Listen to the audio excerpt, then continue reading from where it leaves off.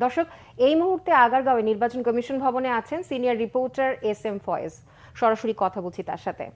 ফয়েজ, শপথ শেষে নতুন প্রধান নির্বাচন কমিশনার ও 4 কমিশনার তো আজই দায়িত্ব পালন শুরু করবেন, সেখানকার পরিস্থিতি কেমন দেখছেন?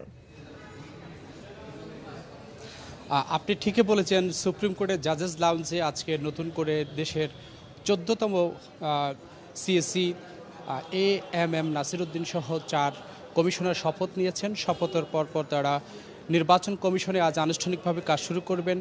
সেই কাজ শুরু করার আগে যে ধরনের শ্বাসরোধ, অর্থাৎ তারা আজকেই প্রধান নির্বাচন কমিশনার 4 নেতৃত্ব কমিশনার আসবেন। আসার পরেই নির্বাচন কমিশনে তাদের যে রুম, সেই রুমে বসবেন, সেখানে আনুষ্ঠানিকভাবে আজকে কাজ শুরু করবেন। নির্বাচন কমিশন সচিবালয় থেকে তাদের রুম একেবারে সাজসজ্জা করে রাখা হয়েছে, পরিষ্কার পরিচ্ছন্ন করে রাখা হয়েছে। গেল কয়েকদিন ধরে এই পরিষ্কার পরিচ্ছন্ন রং টং তুলি দিয়ে সব কিছু দিয়ে পরিষ্কার করা হয়েছে। আজকে আমরা যতটুকু জানতে পেরেছি, এরই মধ্যেই শপথ শেষ হয়েছে। কিছুক্ষণের মধ্যেই নির্বাচন কমিশন সচিবালয়ে তারা আসবেন। এসে তারা কৌশল বিনিময় করবেন। তাদেরকে ফুলের শুভেচ্ছা জানানোর জন্য প্রস্তুত রয়েছে নির্বাচন কমিশন সচিবালয়।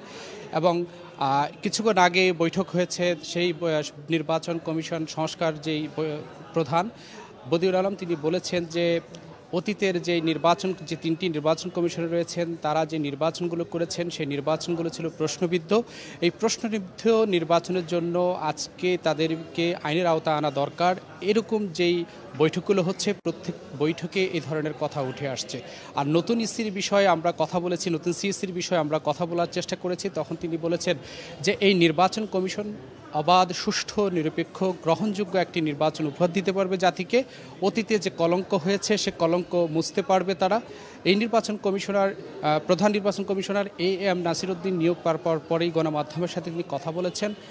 কথা বলার সময় তিনি বলেছেন যে তাদের যে প্রথম চ্যালেঞ্জ, সেই চ্যালেঞ্জটি হচ্ছে অবাধ, নিরপেক্ষ, সুষ্ঠু এবং গ্রহণযোগ্য একটি নির্বাচন দেওয়া, যে নির্বাচনের মাধ্যমে সাধারণ মানুষ, ভোটাররা তাদের পছন্দের প্রার্থীকে ভোট দিতে পারবেন এবং পছন্দের প্রার্থীকে তারা জয়লাভ করার জন্য যে পন্থা, সেটি তারা করতে পারবেন। অতীতে মানুষ ভোট দিতে পারেন।